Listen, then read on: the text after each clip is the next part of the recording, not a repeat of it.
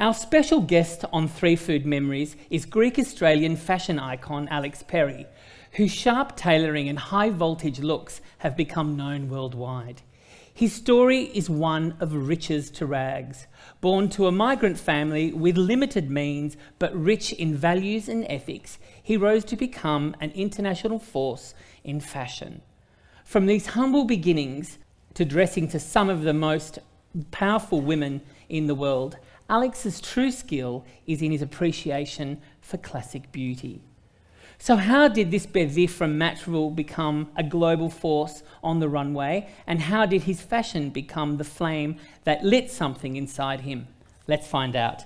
Bleach 25, join me in welcoming to 3 Food Memories the Frock Emperor, Alexandros Persenidis. Hello. Hi everybody. Alex Perry. It was quite the wrap-up, wasn't it? So you have a younger brother that's also called Sava. He's called Sava. Yeah. And he has a story very similar to mine about the anglicisation of his name. What was Sava Perry's story? So when Sava my mum went to enrol him in school, and she was with the headmistress. She said, "Oh, what's his name?" And she said, "It's Sava." And she said, "Well, we can't call him that." And Mum said, "Well, we have." And she said, "They're going to call him Battered Sav and Savaloy." And then my mum was born here, so her parents were immigrants, so she was Aussie Greek like we are. And so then they in Miss McDarrah's office, they were trying to figure out an S name that was good for Sava, and they landed on Shane. And like we didn't know, we were wogs, we didn't know then that Shane was like the quintessential Aussie surfer guy, and Sava is, I can't even tell you how not like that he is. And so he had to go through his whole school life up until high school known as Shane. And people used to ring the house and say, "Shane there?" It's like, "No." And, "Oh, him, yeah." Like he was there. So, but it was kind of, the story's a bit funny, but it was being protective of him back then so he wouldn't have to cop like extra flack. Like we copped enough anyway because, you know, we were different and our surnames were different and our food was different, and so you didn't want to add another, you know, thing on top of you at school. So the headmistress was being protective, and it was kind of great. But like Shane of all names. Where's my family? Can you imagine if I got Shane Savas? Oh, Villo. There's no way that's going to happen. There's no absolute way. But this story about the anglicisation of names speaks about the pressure our parents felt. Sorry, I'm going to sit on the edge. I might do that in a minute. I'm getting a bit... We're going to hop in it a bit deep. So the story speaks about the pressure our parents felt to conform to white 70s Australia and our resilience, and in some cases our resistance, to stay in their lane. What impact did this have on you growing up? Look, when you look back at it, like at the time, you just got through it, and we were lucky that we had. It wasn't like we didn't get jeered at school. It was more like asides that were made to you if your food was different, if it was something like that. But we had like a really good, strong family network. We had like really beautiful friends and neighbours that were like old school, like Aussies who didn't have any prejudices. They were just like, they were good people and you were good people. And so I look back at it and I can pinpoint things that I go, that was a bit rough, but it's just, you just got up and you did it. And you went to school. Like Mum used to, like we'd have meatballs and like for dinner, and they're called geftedes, and like I love them. And the next day she used to put them in a sandwich for us. And you know how kids used to open their sandwiches and go, "What do you got?" And it's like ham and cheese or whatever. And you'd open this thing and they go, "Oh, he's got shit in there. Like, what is that?" And then I remember going home and saying to Mum, "Okay, I need to have peanut butter now." It's like I can't, as much as I love them, it was like you just pull yourself out of the line of fire of what it is. And the Italians had this one guy called Bruno Maglione, and his mother used to make, and he was built at a young age, and it was like a whole Vienna loaf that was sliced open, and it had antipasto in it and all that sort of stuff. But nobody would say shit to him because he was this bruiser kind of guy. And now I look back at that and I think it's funny because, you know, people are paying $15 for a focaccia, and whereas back then we were just eating what we ate, and it was, But it builds up our resilience, and it gives us the ability to laugh at ourselves. I mean, then we look back you know, against the backdrop of, you know, there was Wogs out of work, Con the Fruiter, Effie Stefanidis, who's coming on the show, by the way, live very soon, tickets soon, and then Acropolis Now. So we then became comical, didn't we? Yeah. Look, I think we do that. Like when you can poke fun at yourself, it can take the sting of something away from you. It's like you reclaim what that is. You know, I was talking to the driver today, and we're talking about Paul Hogan and how he pulled fun at Australians, like the things that were a bit cringe that we would look at. He made a joke of it, and it takes the sting away from it. We used to get called wogs at school, and it wasn't funny back then. It was really not the spirit with which it was meant was not great. And then, you know, wogs out of work, we're going, okay, yeah, we're wogs. Like, what of it, you know what I mean? And then it became like, we can say it, and my friends can say it, doesn't matter who they are, but it's said in a different spirit. Whereas somebody says it to me with ill intent, you can't do that. But you take the burn away from it by doing that. At what point does that self-deprecation become damaging, Alex? Oh, I don't know. I'm one of the most self-deprecating people. I think it's like a superpower. Like, you know, when you talk about resilience, I make fun of it and then I let go of it. You know, I don't. I'm glad for all those things that happened because it made us a bit tougher. And you know, I think of what happens today. You know, with kids at school, with social media, there's so many more things that are far more destructive to you. And I'm glad that I had that. I remember this kid at school. He used to live like literally 10 houses away from me, and he used to like come and we used to play after school, and he'd come and knock on the window and say, you know, ask Mum, can Alex come out? And then when he'd go to school, he had this really bad friend, and they used to tell me they were going to bash me every day. So I'd be shitting myself at school thinking, oh God, lunchtime I'm going to get bashed, But it never happened. And then at the end of the day, he'd come over and want to play. It's like, hang on a minute, you want to bash me at school, but you want to come and play? It was just this, you know, but it made me resilient, because I remember, I mean, I'm making light of it, but I remember being really scared at school, thinking, oh, I'm going to get bashed. I didn't know how to fight, and you know, I told my uncle, he used to be a boxer, and he goes, I'll teach you how to fight. And it's like, well, I can't do that. That's not, you know. And eventually that stopped, but you just get over it. You get through it, and it gives you, it toughens you up a little bit. So those things don't bother you as much. And then when you leave school, it's just unbelievable, because some people have had a really great school experience. They love it, and they hang out with all of their friends. And I don't know one person that I went to school with. Like the day that I left, it was like, oh, thank God I'm out of that fucking cesspit. Like, I can't, you know, I don't. And then this guy sorry, I swear a lot. I'm about to, so if you're shocked by it, I apologise, but whatevs. And I saw this guy on the bus, and he used to go me all the time. And he came up to me as I was getting, and he goes, Alex, mate. And I said, what? And he goes, how you going? I said, fuck off. Like, you were an absolute asshole all the way through school. And like, you think now is okay. Like, I hate you more now than what I did then. And I hate that you've approached me thinking that, hey, it's all good. But on the flip side of that, where the people that did have great school lives and that were very social, you had a very strong family unit. Yeah. And that was really supportive. Yeah. So all that assimilation, all that fitting in kind of went out the door once you walked home. I was really lucky. Like, my family are everything to me. Uh-oh. God. And that was the safe place. You know, you'd go and everything was okay. Nothing was going to happen, and you'd regenerate through that night, and you were good the next day. Like, it was okay. And Mum she was born here, so we didn't. A lot of my friends had both of their parents were immigrants. Like, Mum was born here, Dad was an import, and so we had the best of both. You know, that Greekness, but we also had, like, Mum grew up going to school in Australia, so it was tempered and it was good, but you know, it was safe. And then and there was none of that, like, you know, we weren't sort of pandered to either.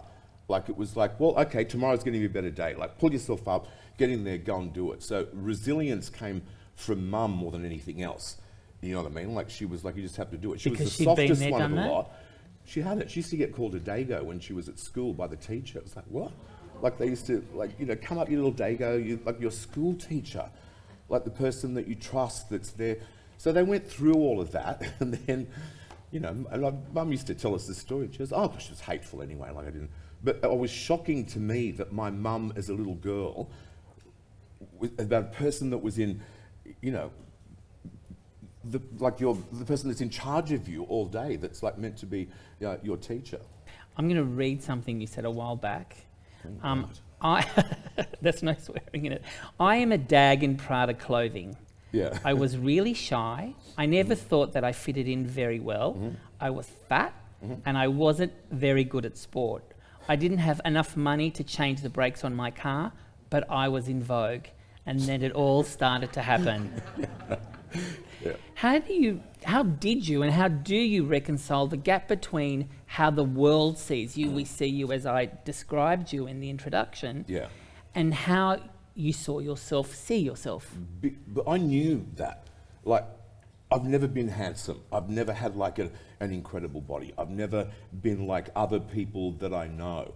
And if I pretended that I was that, like, yeah, I might buy a Prada shirt, but I do think that I'm just this, like, just a dag I've got someone put it on, but I don't feel that about it. So it's, you know, but I've had to navigate my way through an industry where, like, I was never the flavour.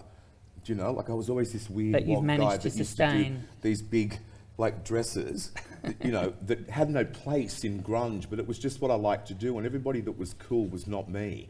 And it was like, and I knew that, but I was just doing what I loved to do, and it was like the fashion industry, it was very like white blonde women and, you know, like Australian designers, and that sort of fit a certain narrative, and I didn't, you know, and I was not cool. And, you know, I felt that they eventually shot my stuff because they're, oh God, we need a big dress. Oh, he does them.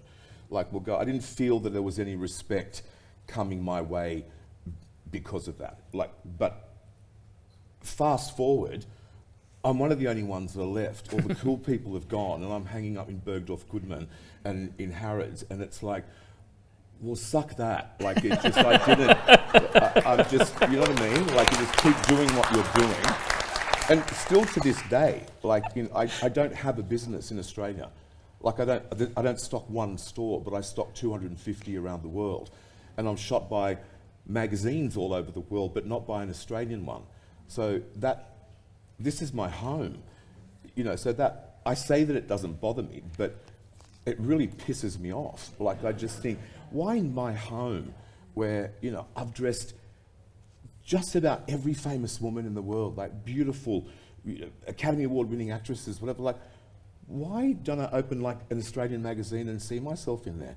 Like, I understand the advertising, I understand the dollars, I understand all that sort of thing, and I lament for any young designer. It's like, at least I started in a time where I notched up 9 Vogue covers, but that will never happen for anybody again, because they're not going to shoot you for whatever reason, you know, whether you're not cool enough, whether you don't like it, you don't pay them any money, you do whatever. But it's kneecapped an industry that I feel sad for that. You know, I feel sad because, you know, I was part of that for a certain amount of time, and now at all, like, it's like, well, I happen to live here, but nothing that I do in my business. It's like Australia is, you can buy it online on my store, but you can't buy it anywhere. So being cool, being uncool. Oh, no, I think I'm very cool now. Oh, you're right. I think I'm, because what they think is cool. There's a certain. I'm just seeing my friend Shelley Horton. I can see her big smile, and it's like, I know that she gets what I'm talking about. But there's like, they tell you what's cool, and at some point I said to everybody at work, oh, fuck that. I don't think that girl is cool. I don't think that clothing is cool. I think, like, Sandra Bullock wearing my clothing is really fucking cool. Do you know? Like, you know, I think who we dress, it's like, it's our version of what that is. And it's glamorous, and you weren't allowed to be glamorous because it wasn't cool. Do you know, you had to be a bit on the edge, and it had to be a bit ugly, and you couldn't blow dry your hair because that wasn't cool. But it's like, hang on a minute. All the famous people throughout the world that we look at, that we die for over a red carpet, they're blow dried, they're manicured, they're wearing beautiful clothes. There's no cool girl like on there. Classic beauty. Classic. Yeah. or the understanding of classic beauty. Like I like classic beauty, but I like beauty that's a bit off. Like I like Cher's teeth before she had them fixed. Do you know what I mean? Like I like that slightly, like Celine Dion is like, I don't know why, I'm just fascinated by her face, but it's so not classic beauty, but there's principles of classic beauty about it. So can classic beauty be nondescript? Can it be a feeling? Can it be a sensation? Can it be what your body does when you come across it? I don't understand that question. Okay. Can it be a feeling? Can it be something that you don't put in words? No, I think you know it when you see it. Like if you watch an old movie, and whoever it is, there was this, like, I know nothing's perfect. I know perfection is not a reality, but there's something so perfect about things cinematically that you know that you can't have them in real life. Like you know that your house cannot look like that set because you live in it and it won't. Like it's not going to be perfect. But the idea and the visual impact of that is, like if Grace Kelly walks across the movies, you just know that that's not real, you know, it's not part of our life, but that moment cinematically is so arresting, and it makes me strive to do things. Like I don't want to recreate what that stuff is, but it makes me strive to have a semblance of that. I don't want a wrinkle on the bodice. Like I don't want it to be loose around the waist. I don't want the hem not to be perfect. I need it to be as perfect as I can make it. Let's get to know you a little bit more. And let's start with your 3 food memories. So everyone, sure. If you haven't started already, please. Our first memory is spanagopita, spinach pies. Yeah. And you've linked this memory to families and gatherings and you're big, listen to all the noise, hop into it, create some FOMO for our listeners. We're going to, and look, we've prepared you a little spanagopita. I've eaten 4 of those backstage. So you're okay. So this spanagopita, the food this evening is made by the in-house team here at Hotter with Dan and his crew. So what we're having first here is a spinach, feta, fresh herbs, dill pastry or spanagopita. Now, who made this? I just realised that I was talking this way all this time. And there's no, there's cameras everywhere, so we've got you.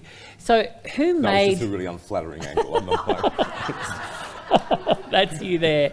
We've got you covered. We'll talk about the Daily Mail in a minute and unflattering fucking angles. Yeah. Who made the pies in your family? So Mum and Dad used to make them together. And back when we were kids, they used to make a version that was, Dad used to roll out the pastry. And then they'd make the mixture, and then they'd put it on half side of the pastry. It was circular, and then flip it over. They would make the pastry from scratch? Yeah. Really? I don't know what kind of wog family you come from. Soz. And then they would pan fry them. And like, I've got an asbestos mouth. I would literally wait for them to come out. And they were amazing. But they were really, my mum very early on became very health conscious. And so she would tweak everything that she would make and make it healthier. So she would add less oil or less sugar, or if it was, she'd make moussaka, she'd make this version of moussaka that was like, what is this? Like, and she'd, instead of frying the eggplant and, you know, she'd grate it and then like put it under the grill. And so it was a version of moussaka, but everything that you loved about it and the fat was not there anymore, but it was healthy. So then she decided that these run healthy, and then she'd bake like spanakoppitas in a different way. But that was, I remember then, the fat version, like coming off like out of the frying pan was great. And then whatever that taste combination was, it has never left me. It's my favourite thing. If we go to Greece and we pass 10 different bakeries, I will have 10 pieces of spanakopita. I just can't. It's one of those things, you know, it's like toast. You can be like full, stuffed. Smell the toast, you're going to have some. And I'm like that with that. And it doesn't matter. I can have it in whichever form. I'm indiscriminate. Like, it can be great, it can be shit, it can be from the service station in a roll. I will eat it. And I'm not joking. So Mum and Dad made these bits together. Did they both share the cooking at home? Mum did most of it, but Dad was great. Like, there were certain things that he was really good at, and he was a great sous chef. Like, he was very meticulous, so he'd do like the chop. But yeah, they were often in the kitchen together doing stuff. You're one of 3. 3 boys. Boy, what number are you? Middle. So there's the eldest is? Yep. Leo? Ilias? Yeah. And then it's you? And then Sava. it's Sava. Yeah. What was that like growing up? It was great. I love my brothers. It was great. Did you ever notice Lee was like a sportsman. He's really good looking. Okay. And he had like this immaculate body and still does. So really jock. Annoying. Yeah, played every sport. Like if he didn't know it, he'd play it and he was good at it. He's good, quite a freak in that sense. Like my hand-to-eye coordination is so bad, it should be studied. Like I can't hit a ball, I can skate, I can ski, I can do balance things, but anything like that, playing cricket, I'd just be swing. And I've got really bad eyesight anyway, so this is my excuse, but I can't hit the ball if it's hurtling towards me. I can't do it. I can't catch it. I can't. Like Mary throws me my keys from the top of the stairs. I never catch them. I try really hard. I'm like, okay, I'm watching, and they always drop to the floor. Just can't do it. And then what was? Saba was he's very intelligent, and he was like, he was like a robot kid. Do you know what I mean? Like he was like really, everything had to be in its place. Like if you went into his room and you touched something, and he came in, he'd stop at the door and look around. He goes, "Did you come into my room?" It's like, I'm not telling you I did, but I did. But I don't know how you know that I came in there. And like really clever and a bit introverted, but then has this outrageous sense of humour when he wants to. Like you'll think he's just the most boring person that you've ever seen, and then it just comes out of nowhere and it just kills you. So what was your function in this? What did you bring to the... I was the fat kid. I was just the fat, funny brother in the middle. And so did you find yourself comparing to your brothers? Is this where you... I think I did with Lee. I just think, why don't I look like that in my Speedos? Like, you know what I mean? And I knew why, because Lee used to play sport all the time. He used to eat vegetables and salad, and like I was sneaking into the biscuit tin and lying on the couch watching TV. But so I knew, but I didn't feel, I just thought that's the way it was, you know, like, well, that's him, that's how he is. Saba's skinny, I'm the fat one, like, there you go. But I can make fun of it now and talk about it, but I don't think it really did anything to me other than at some point thinking, oh, well, I know why I don't look like Lee, is because I don't do what he does. And, you know, if I'm, you know, don't be lazy and, you know, do something about it. Because at the end of the day, you are your own, like, if there's anything that you don't like about yourself, if there's anything that you don't, you've only got yourself to count on to fix it. So, like, I've been fat, and I say the word fat, I won't say any of the other euphemisms that are around, because you know when you're fat. You might not like to say it, and it might, you know, sting, but like, I've been fat, I've been thin, I've been like muscular, I've been like, I know what those things are, and I'm not afraid of them. But I also know that being each of those things is at my hands and my hands alone. It doesn't matter what I see on TV, it doesn't matter if there's, you know, like, this whole thing in my industry about the thin models and the, you know, what colour they are and what this and whatever. But like, I don't know where I was going with that. About my fatness. Yeah, it's up to you. It's the one thing that you can control yourself. Like nobody, and if I do look at somebody that looks amazing, I don't fall into a heap and go, oh my God, I can't believe that picture in the magazine, that I have to live up to that. Nobody's ever said that. Just that person happens to look like that and they look great. And I think it's sad that we can't look at something that's beautiful and just acknowledge it. Mum used to say this. It's like, she was never going to look like Audrey Hepburn, but it didn't stop her from seeing, look how beautiful she is. You imagine that somebody is born like that, or they're talented, or they've got a beautiful voice, or you can't beat yourself up about what you don't have. Like, but what you can do is just do the best that you can with what you've got. And I don't have an issue with that. Like, I don't, you know, when people are telling me you've got to use a certain model or a certain size or a certain whatever, that's you. And that's good, but I'm allowed to like what I like. I'm allowed to think that, you know, certain models are beautiful, and I love to see them in my clothes. I've also got clients in the US that are a size 20, and they look great in my clothes, but I'm not going to put a token person in place because I like them to look like Grace Kelly. Shoot me. Yeah. I think that's beautiful. I want to look at... Sorry, my roundabout way, what I'm trying to say is, you shouldn't have to feel like you need to be that, because the reality is, this is my mum's language, Well, you're not going to grow 2 feet overnight and become like change. We are born like this. So do the best you can with what it is, and whatever other people look like. People say all these messages in the in media, and they see these things. It is far worse for you. You can have a look at a beautiful girl like that in a fashion magazine. If she comes and sits next to you on the bus, you will literally need to be resuscitated, because the in-person reality is so arresting. You go to the gym. I feel good one day. I walk in, 10 guys walk past, and oh God, you're still a fat pig. The reality is something that you need to be able to deal with, and be good with yourself to go, good on you, mate. You're going to make me try harder, not I'm going to pack it in because I don't look like you.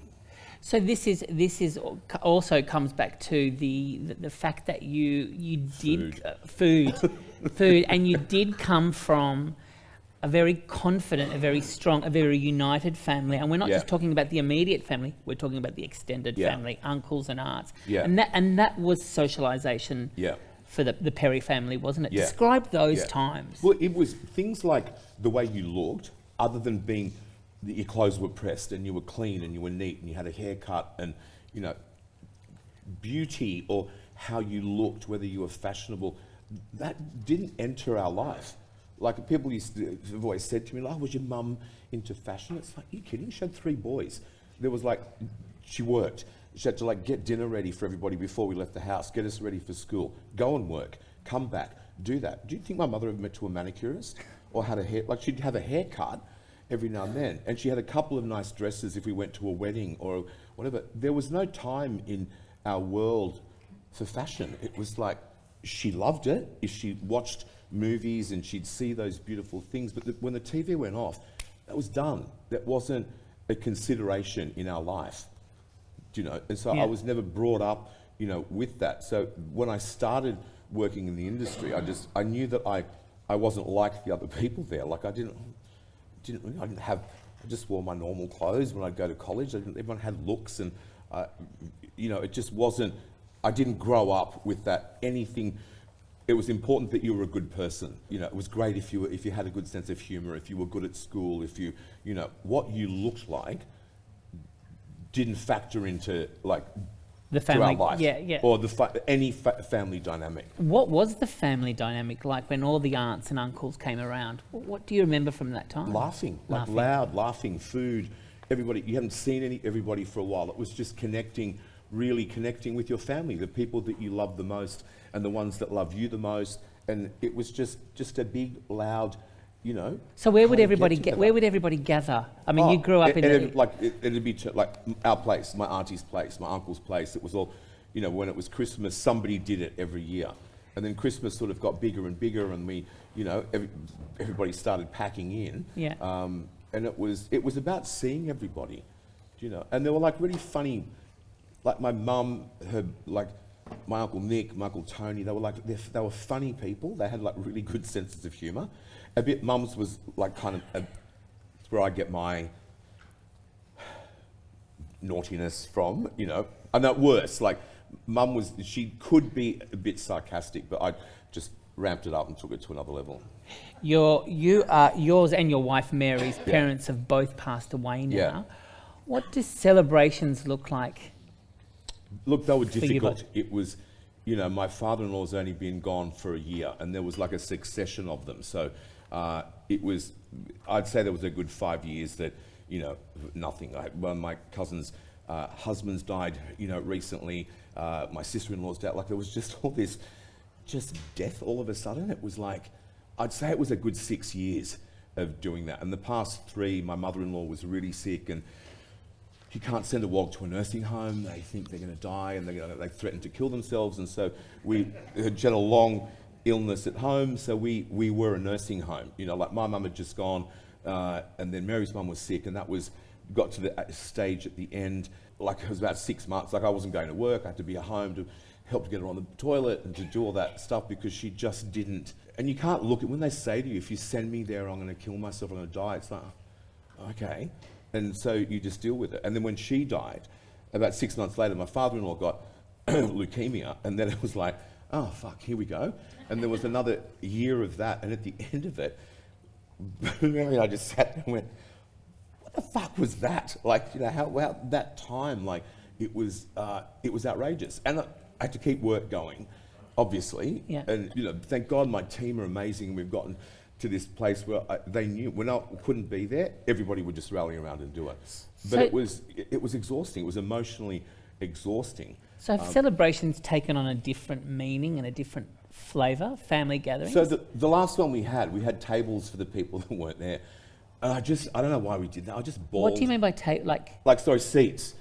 We'd Yeah. have like, you know, dad's seat and mum's seat. And it was so intensely, like I just cried all night. It's like, what I was know the what thinking behind that? Well, to honour them, that they were there. And you put like a place setting in front of it. And it's like,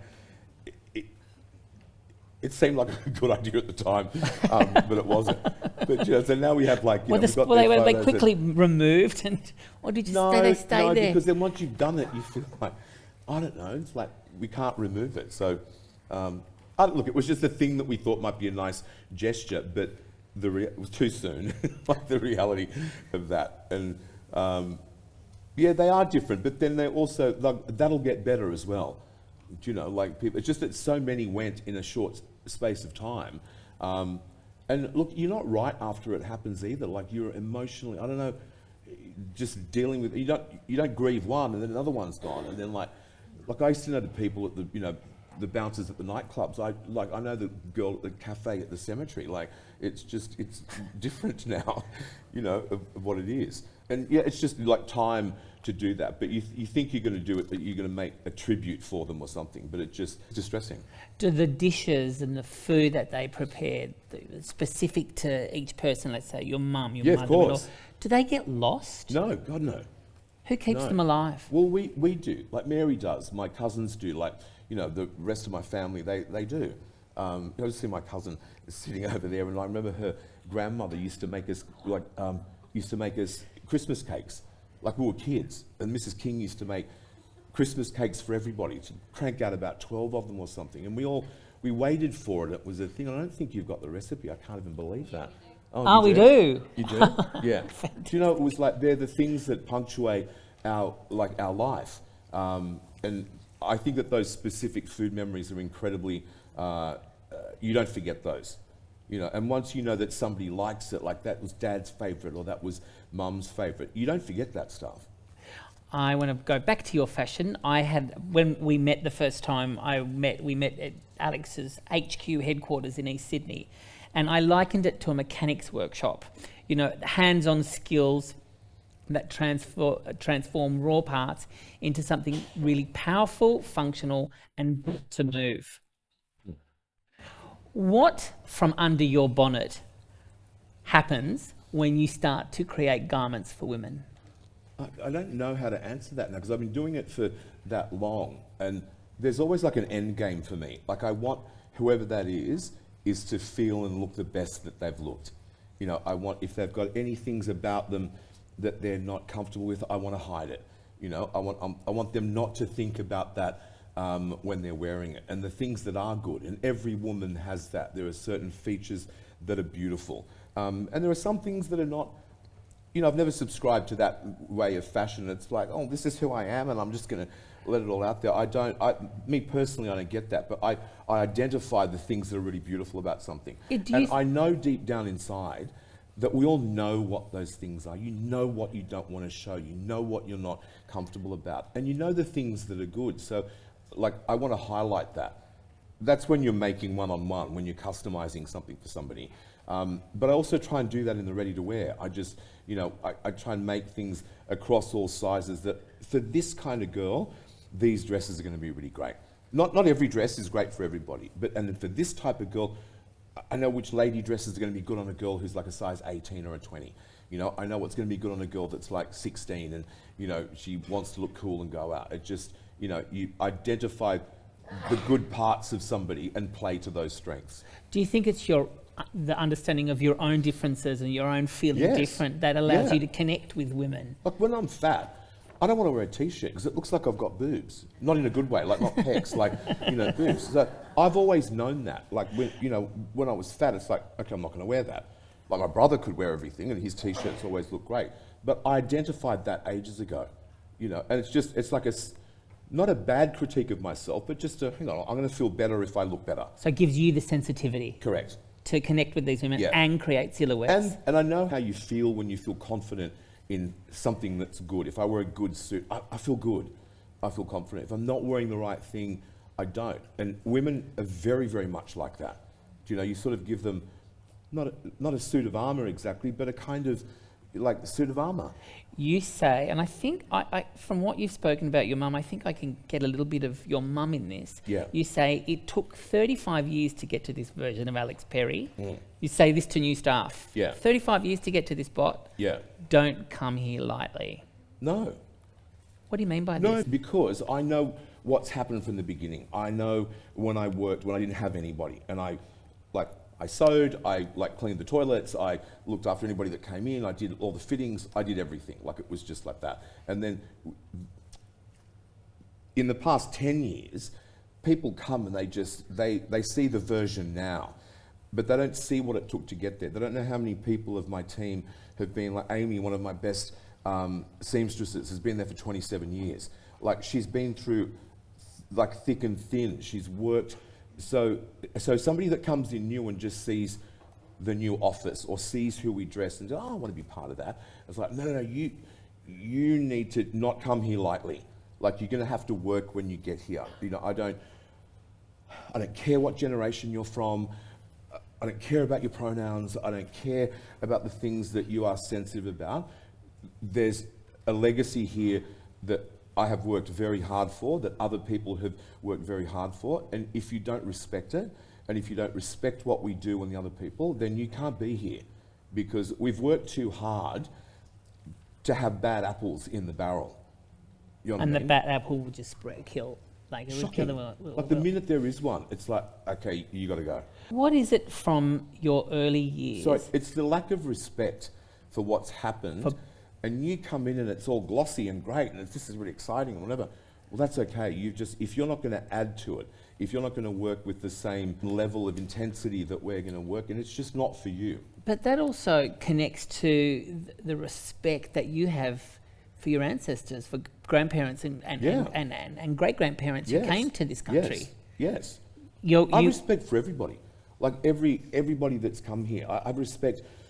You know, we had these like incredible neighbours when we were growing up, like Mrs. Rose. She was like old school Australian, like beautiful people, and a husband. They were like, you know, and they'd worked all their lives. They'd, you know, built something in Australia. But then there were Asians, there were Greeks, there were Italians, there were Jews, there was everybody, and like they've all got their own, you know, like their own path, their own struggles. So if you don't have respect for everybody, I don't understand you as a person if you can't respect.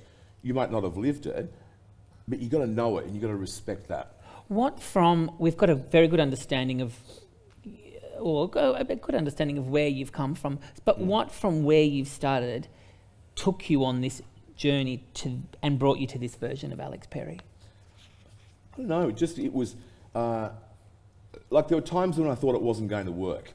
You know, because what I was doing, I was really pushing shit uphill. It was like these big old dresses and evening gowns and people weren't wearing them here, and it was like, no, I kept on going thinking, you know, I don't know why, like, you know, the Logies was like, we never made any money from the Logies. We'd do like 30 dresses, but it was like, am I a costume hire facility? Like, I don't understand, why am I doing this? Like, I don't get it, but I just knew that I loved doing it.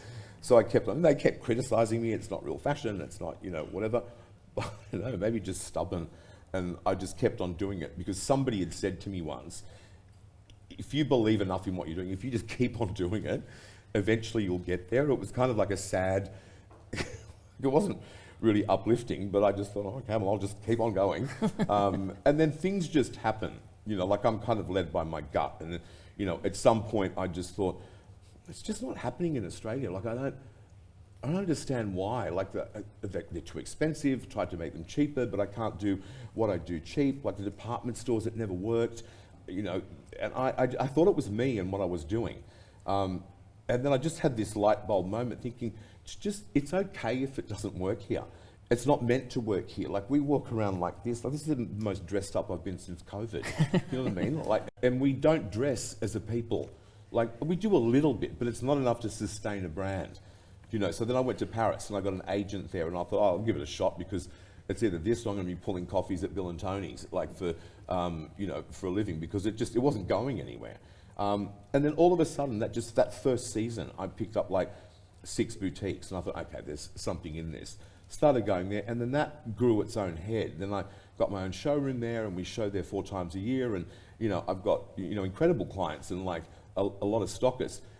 And here just got even slower. You know, it did nothing. And then I realized it's all right. It's just not meant to be here. It's meant to be, you know, in Bergdorf's, where the women from, like, you know, Fifth Avenue walk in there and they buy a couple of dresses, not David Jones telling me, can you do something for $600? And I used to try to, and I just thought, I just can't. I can't make 3,000 for 600. I can't do it. So if you were working with, you know, your instinct, your tummy and your heart, who was using their head to pull all this together? Because a business does not simply operate. Kind of me, but then I got the right people to be part of the team. Like, it's never just you. Like, it's me to start with, and it ends with me, whether it's good or it's bad. Like, I cop it, like, you know, whatever. But you've got to have no ego. You've got to trust that people are going to do a good job. So I got a really great creative director.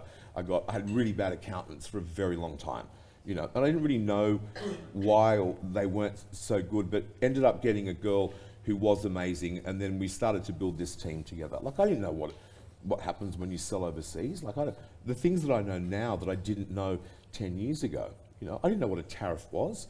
Like, I didn't know, you know, now I have distribution hubs in different parts. Yeah, I really know what a tariff is. But no, we had to pivot in like we're good. Like, we were getting everything made in China, and all of a sudden, before Donald Trump got in, I thought, and I'm not political at all, like, but I thought, I think something's not right there. I think China, that's where we make all of our things.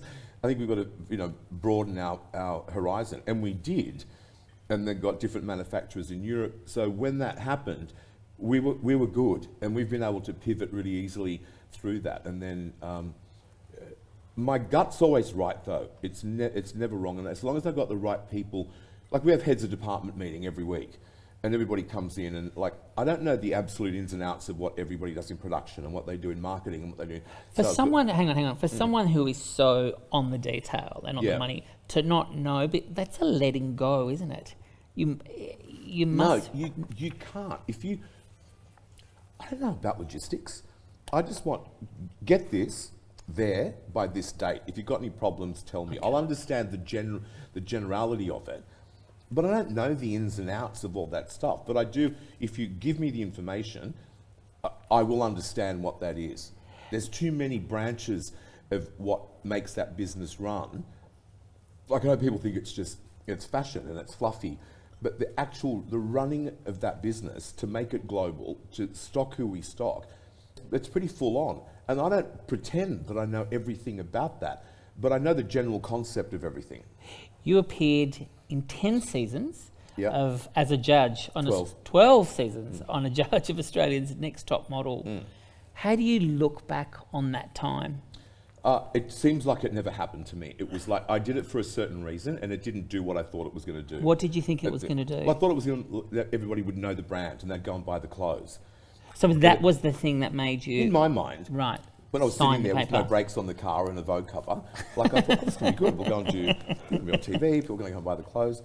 Worse, it was none of that at all. It like pulled focus from that. And then I was that dickhead with the glasses on his head on TV, and everybody was like, how dare you say that? And it's like, oh, I've said way worse, just trust me, like, on what that is. And I thought it was going to do something else, but it didn't. It pulled focus away from the clothes, and it pulled my focus away from it a little bit as well.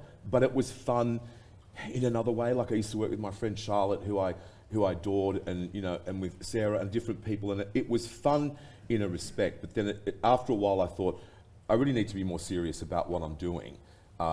You know, that's when I stopped doing all the custom-made clothing, and then got an agent and started doing things in Paris. So it was fun for a minute, but it didn't do what I thought it was going to do, if anything. And then my industry then just thought, I was a bit of a joke. It's like, oh God, he's making sunglasses for Specsavers, he's on TV on that model show. And they didn't like that I had like a voice and an opinion, and people would come and ask me because I'm good for a chat, and like I'm articulate and I can talk to you about, you know, a fashion show or whatever it is. And so they used to come to me for that, and then certain people didn't like that.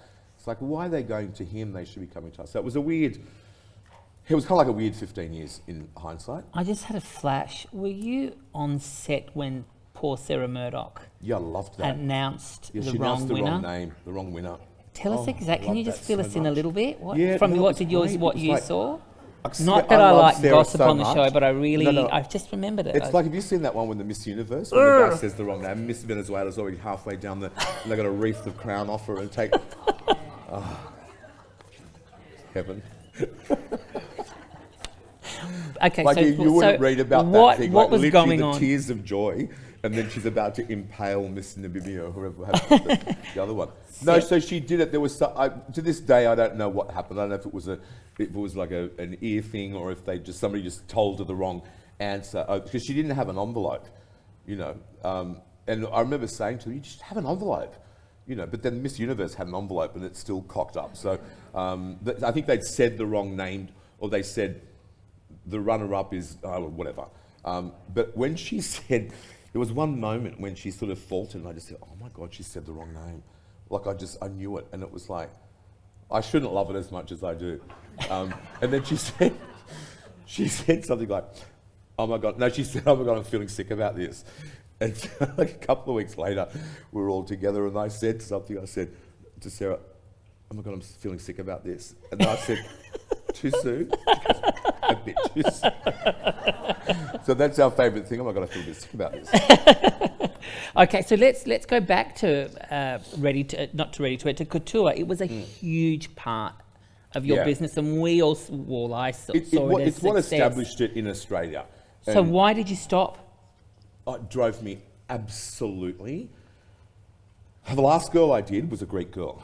She was one of my mob, and I have never been so punished in my whole life by one person, and the parents probably made it worse for me. They were so I get a little bit agitated when I recall this, and she kept changing her mind about it. I was telling her what I thought she should do.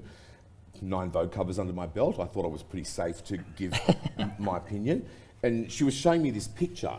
And it's like, oh, go and get it. Like, go and buy that dress if you want that. I know what it is, but I'll make it for you. Anyway, so we did it, wanted to change the skirt, so we had to redo the skirt, cut a new one, put it on, fit her again. Then, oh no, I like the other one better. Rip that off, do the other one, whatever. And then the mother would stand there and say to me, "She's got to be happy." It's like, I want to hurt you. Like you created this. And then the father was even worse. He was just this limp dick that sat on the side and wouldn't say anything like, "You are more pitiful. She, the mother I hate. This kid needs like a good belting." So all the things that you don't like about people are in And then your... I was on my knees, hemming the dress, and I just said, the mother goes, "Can we change it?" Like 4th time on the skirt, right? 4th time. And I said, "Darling, you can change anything you want. It's just a matter of time and money." I said, "The next thing we do, it's time and money. So whatever you want." And then I was pinning it down the bottom, and in my head I thought, this is it. I'm not doing this anymore. Did you love doing couture? Some people I loved it. Like I had some of the most beautiful clients, and we had fun, and we did really joyous weddings, and I made my cousins dresses, and but other people who became like family to me that I loved. But the ones that weren't, I thought I can't do it. I've got too much self-respect to be treated like that by a 23-year-old whose parents have bought you bolt-ons for your wedding, and the mother's saying she's got to be happy.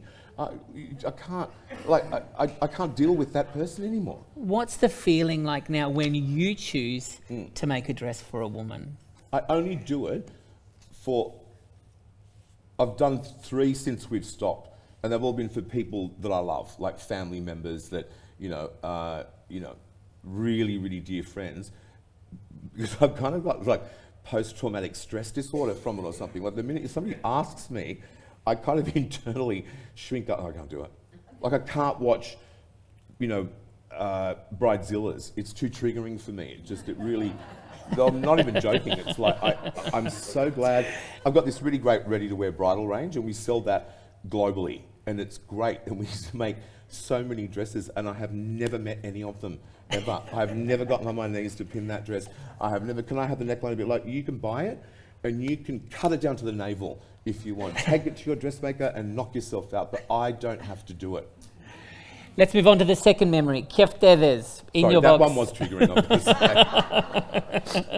obviously. Second food memory is Kef Deathers. Now, you touched on this in the very basic. beginning. It's just a meatball in Greek. Oh, that doesn't look like Mum's. Well, they're sort of like this, not exactly, but sort of. That looks a little bit like something else. I wouldn't. I'm just going to put that there. You wouldn't? I would. Oh, you would?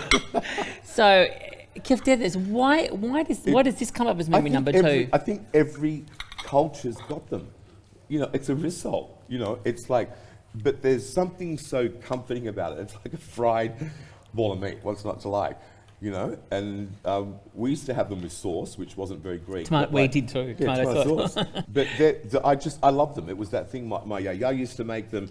Mum used to make them. My aunties made them. Like Mary's dad used to make them. It's just something that I loved, and I did love them at school in my sandwiches, until people told me they looked like shit. So I secretly ate them at home. Let's go back to little Alex and his lunchbox. Little fat Alex. Little fat Alex. What was in the lunchbox? It did have sandwiches with Kef Deathers in them.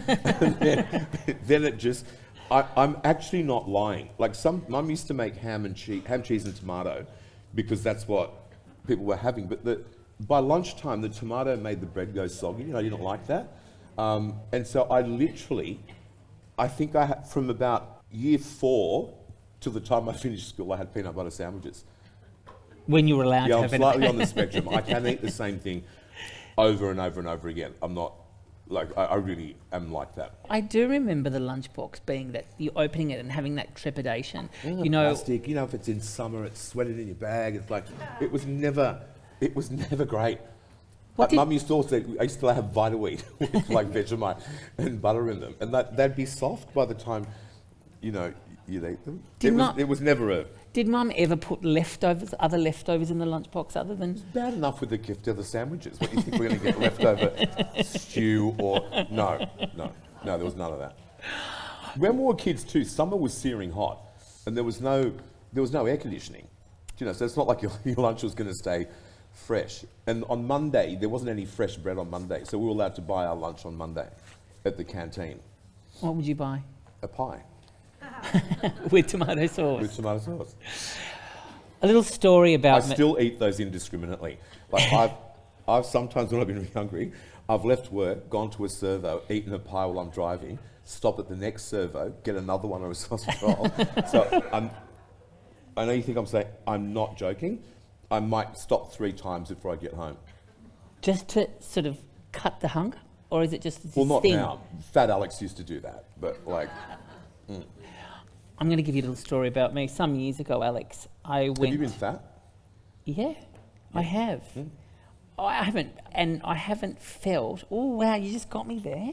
Well, you told me to get you at some point, and I just saw that opening. So. Yeah, I have, and I just think it's the way it makes me feel. Yeah. Isn't it? It's kind of, and it's not, and people are always very, look, there was a post that put up on our socials, you know, the other day where I was kind of a little bit bigger than usual. And I said to my socials guy, what are you doing? Because I just wanted to try a different look. And it kind of took me to a place where I didn't feel comfortable with myself. Yeah. And it wasn't what anyone else was saying. It was me. It was, like you said, I owned it. It was mine. Right. But I mean, then again, I'm fortunate to have that internal intelligence to be able to process and not be influenced. Look, I've got 3 of my best friends. We were all fat kids, and we all go to the gym together now. And we all, like, you know, we egg each other on about, you know, eating well and all that sort of stuff. But we all know, like, one of my best friends' names is Alex also, and he'll ring me and he goes, "The fat kid's out." And I said, where is he? He's at KFC. And I go, okay, well, let him out, but just, you know, you've got to get back on track tomorrow.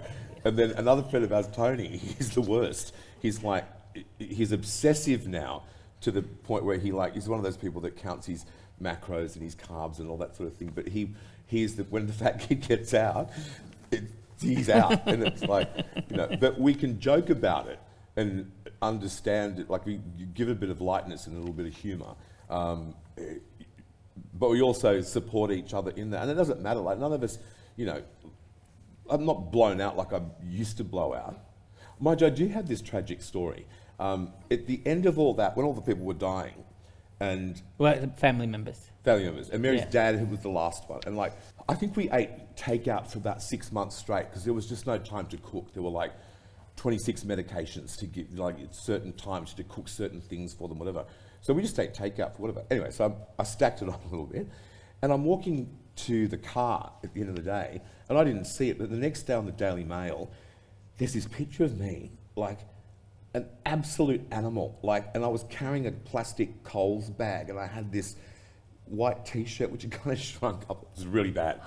And I thought, do I look like that? Somebody sent it to those friends, and they sent it to me, and it's and I'm really, I've got a strong sense of self, but I was emotionally, I was done. It was and then on top of it, look at the state of you.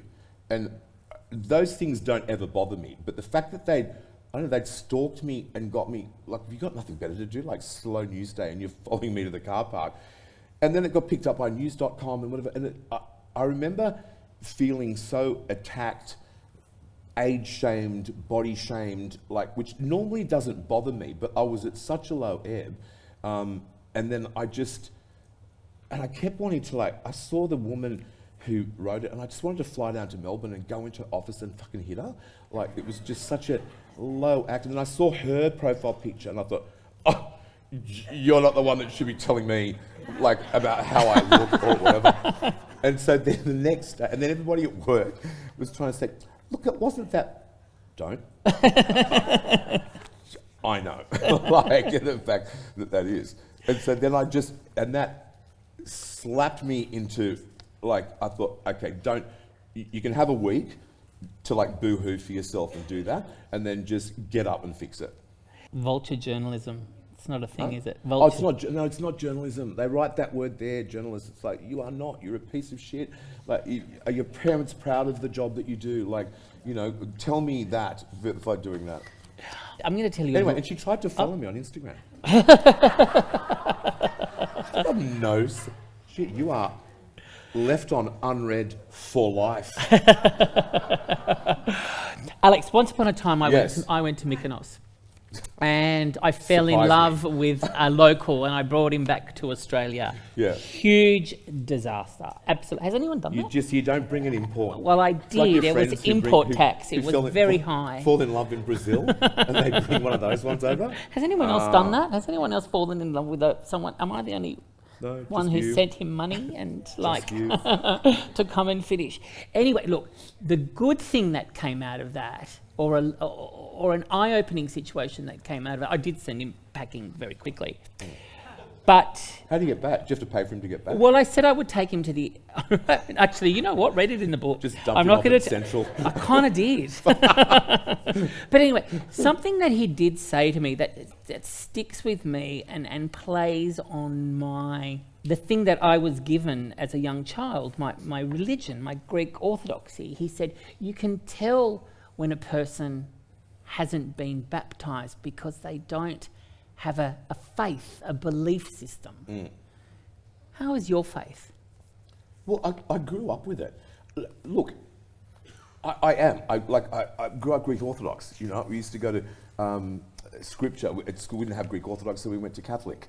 And the principles are very similar. And look, I don't believe in every actual thing that is written in there. I don't believe that there was a snake in an apple, but I believe in what they're teaching you about, I believe in Jesus or in a force that is that, and God or a force that is that. I believe in what the scriptures tell you, how to be a good person, how to be, with other people. And I think that essentially most religions, I didn't know we're going to talk about this, but I think they're all on that same principle of you be a good person. There is a force that's greater than you, that you know, I just always remember that thing. Like, you don't do anything to somebody else that you wouldn't like them to. If you keep that, like, in the center of yourself, like, would you like that being done to you?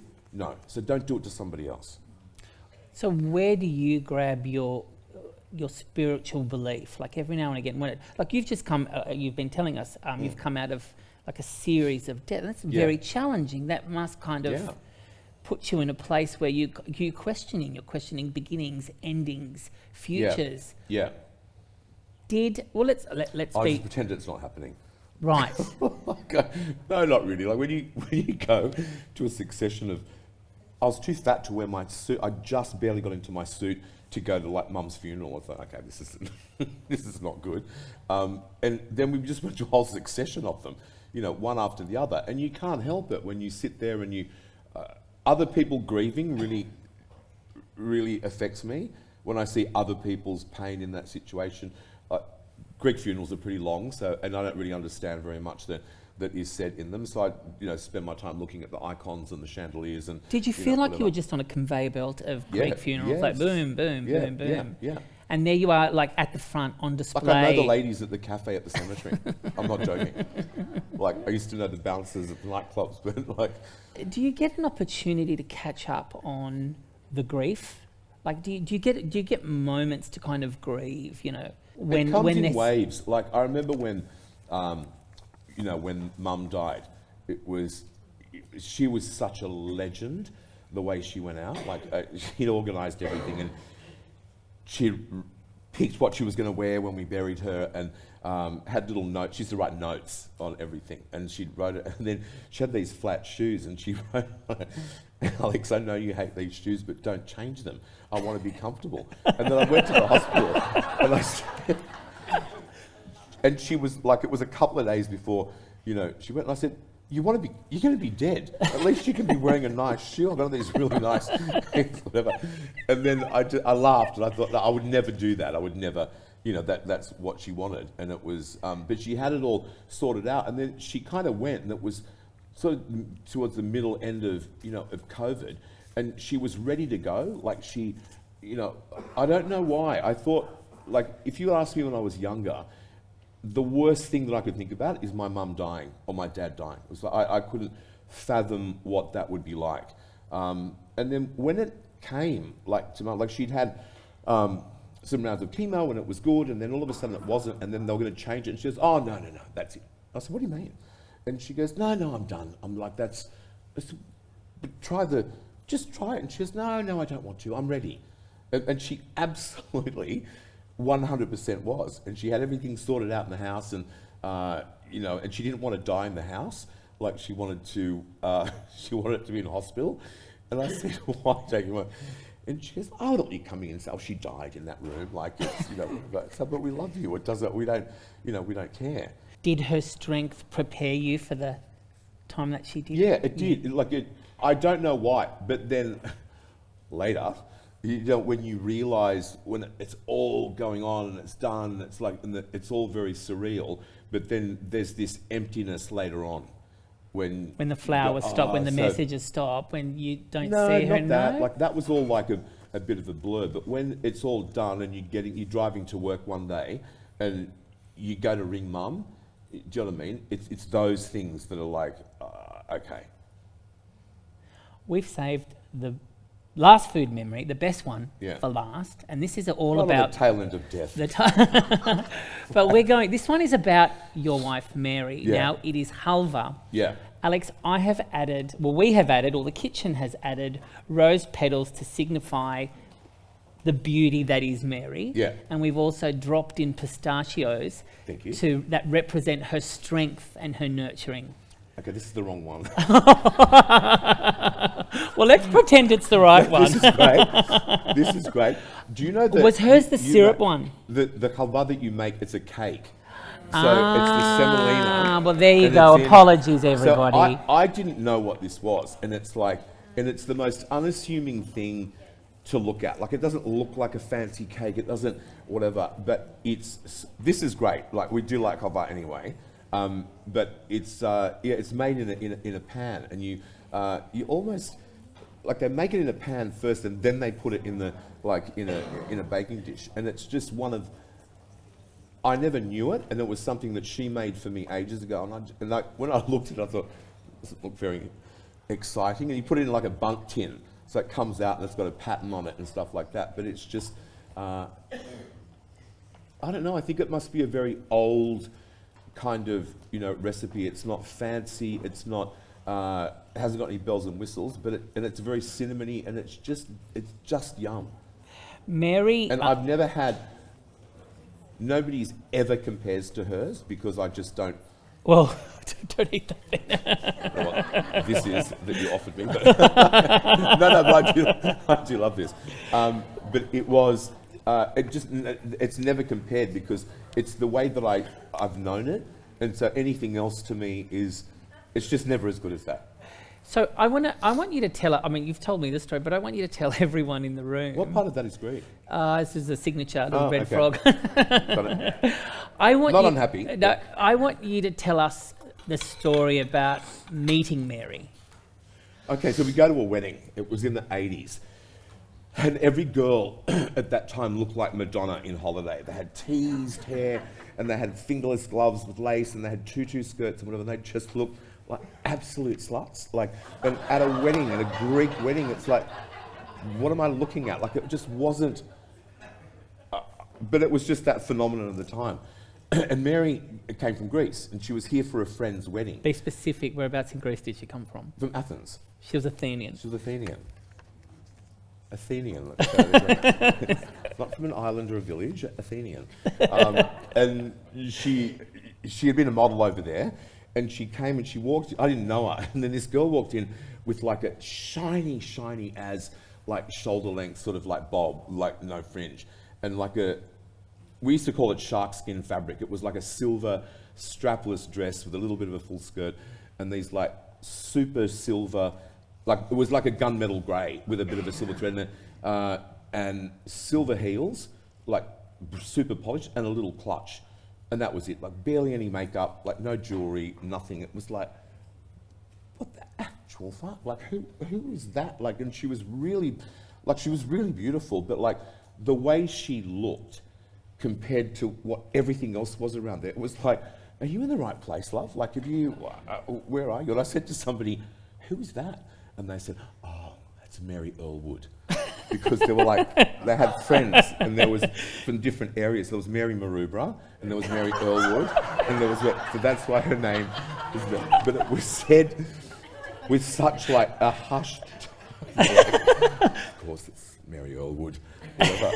And then and at some point she came up to the table, and I was literally going, and the friend of mine was going, ask her out. I was like, mate, like way beyond like my, capabilities. And then she just said hi to everybody, and then I said something dumb to her, like somebody said, say this, like some saying that she used to say, that she just looked at me like, what's wrong with you? And then didn't say anything and walked away. I thought, well, that's, shot. And then I met her a couple of weeks later at somebody's house, and I was sitting in the car, and she was outside the front of this house, and I remember she had this Terry Mugler belt. It was like this wide. It was like really wide, and I liked exaggerated things. And she had some pants on, a blue and white shirt rolled up like nothing, and just her arms folded. But I couldn't see her face because I was sitting in the car and she was up there. And I just kept looking at the belt, going, who in Marrickville is wearing a Terry Mugler belt? I don't understand. And then she leaned down and she just said, aren't you going to say hello to me? And I was like, I just melted. Like, it was like, but I just thought, like, when you bat above your average, like I was batting way above my average. When did you realise that Mary was the one? When I was looking at the white belt. I can't, you know what, to be honest, no, I didn't know it when she walked into that wedding, but I couldn't believe what I was looking at. So Mary was, I love this story about Mary. Mary was, in the very beginning, she helped you build Alex Perry. 100%. I wouldn't have gotten it going if it wasn't for her. Like I used to work as a model agent, and I used to work in a model agency, and then one day I thought, I should open a shop. I should do something, like, because I studied to do this, and there's usually a jug on these things. Do you have my one? Poor thing. No, you're good. And we were having a loose conversation, and then later in the week, I just went and had a look at a shop, and I put a deposit on it, and I was working, and then I went home and I quit my job at Chadwick's. I said, I'm going to open a shop. But I did this in the space of 1 or 2 weeks, and I didn't say anything to her because it was just all working in my head, and I thought, oh, well, we touched on that in that conversation. I'm an Aquarian, so we have, we're a little bit like that. And then I went home. Any other person would have said, what do you mean? You just left your job and you put a deposit on a shop and without discussing it with me. And then I didn't, because I discussed it with myself in my head and I thought it was a good idea and we had kind of touched on it in a conversation, I just did it. When I think about it now, when I say it, it's like, people think you're mad.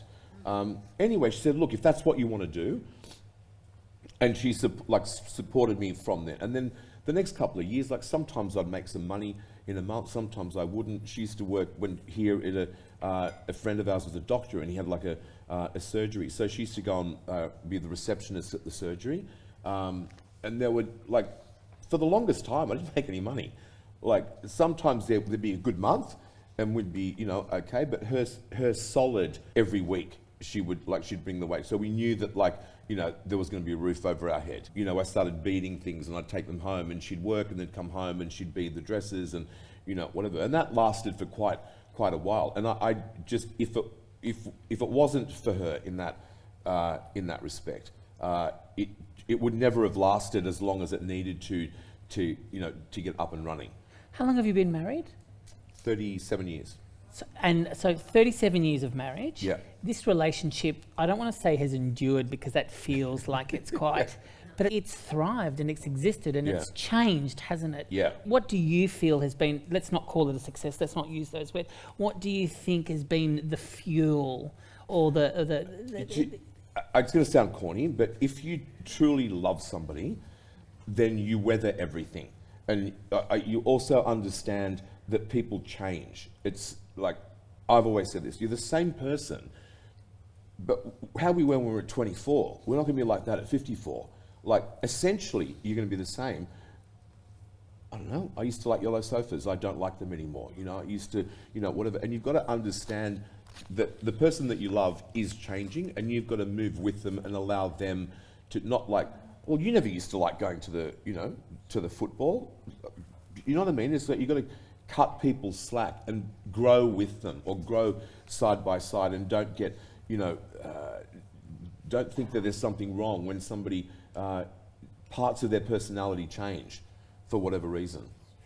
You've chosen as your social cause a not-for-profit organisation founded here in Queensland for parents, the AEIOU Foundation. Yeah. Tell us about that. It's an intervention program for kids with autism. And autism's really hard to, I think it's 1 in 70 kids that are diagnosed with it. But it's not like, when a child is Down syndrome, because there's visible signs of that. But autism, you don't. They're you kind of don't pick it up until maybe they're 4 or 5 and they're a little bit older. And it's not a visual thing, but they might be a bit introverted. That could be a sign of what that is. And I've got a friend who she thought her son was autistic because he was introverted. He's just introverted. He's fine. He got over a certain thing. And there are treatments that that they do at AEIOU that if you get it early enough, I think their statistics are something like 80% of the children, if you get them when they're 12 months to 2 years, there's a window, I think, from 12 months to about 4 years, that's getting to the end of it. When you get them at that stage and you teach them differently, then 80% of them can integrate into regular schools.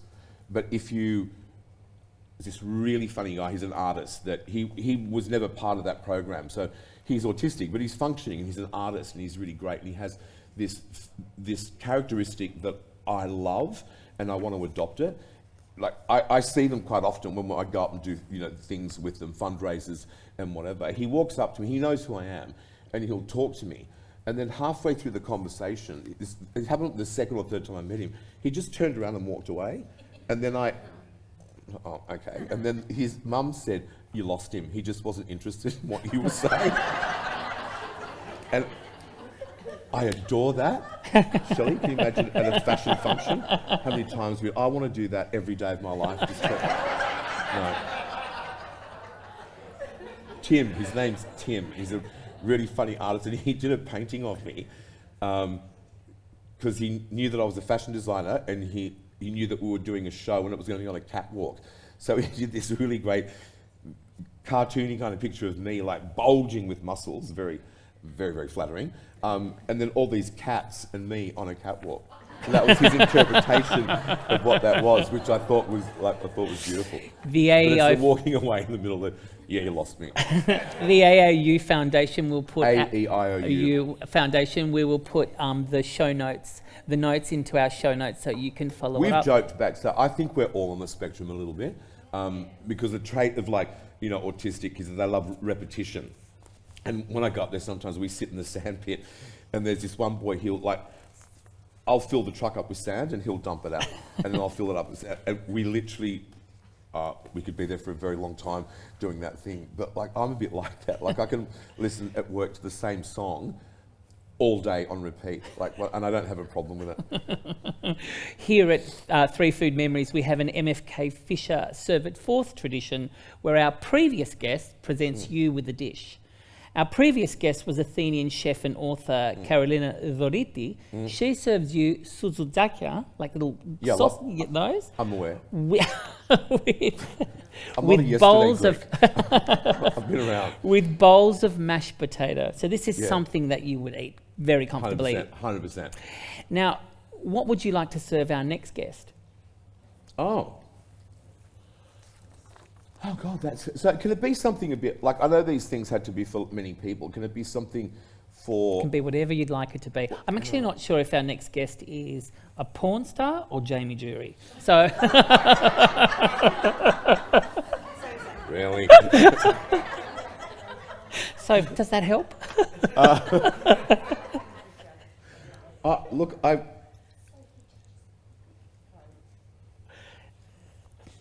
do I have to say that right now? That's a bit of a... I need it for the record. Oh, okay. Make them go like the burrito. Perfect. Galak the burrito is your dish. Yeah. Sorry, I've got a cold. You've spoken a lot about women, about dressing them. You speak about women with deep respect. Yeah. Where does this come from?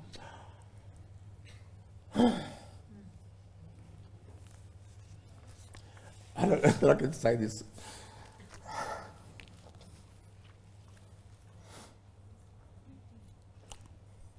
From my dad. Comes from my dad. I don't know if I can get it out. We could stop there, or I might want a little bit more.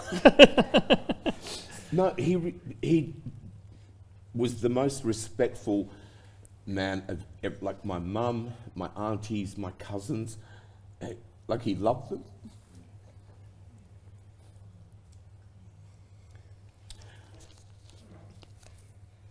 And I've learnt from that behaviour. I watched him how he was. 3 cheers to your dad.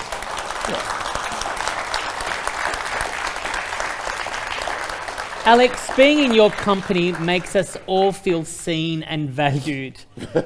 Fatness aside, I can only imagine... I see you when you're fat. I can only imagine how it feels to be a woman or other wearing your gowns. Bleach 25, please join me in thanking Alex Perry on Three Food Memories.